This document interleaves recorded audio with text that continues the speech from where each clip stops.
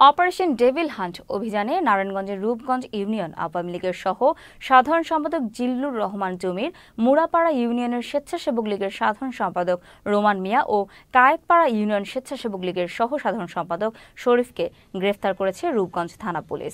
শুক্রবার ও শনিবার উপজেলার রূপগঞ্জ, দড়িকান্দি ও বরুণা এলাকায় অভিযান চালিয়ে তাদেরকে গ্রেফতার করা হয়।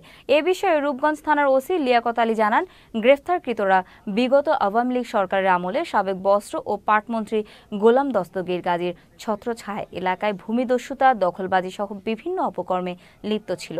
তাদের বিরুদ্ধে কেউ প্রতিবাদ করলেই অনেকে শিকার হতো বিভিন্ন হয়রানির। গ্রেফতারকৃতদের বিরুদ্ধে রূপগঞ্জ থানায় একাধিক মামলা রয়েছে।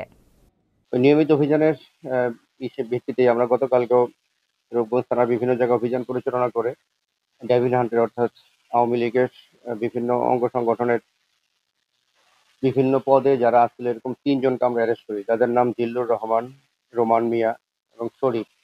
তাদের বিরুদ্ধে আমাদের থানায় একাধিক মামলা আছে। এই মামলায় তাদেরকে বিক্রি করে প্রেরণ করা হচ্ছে।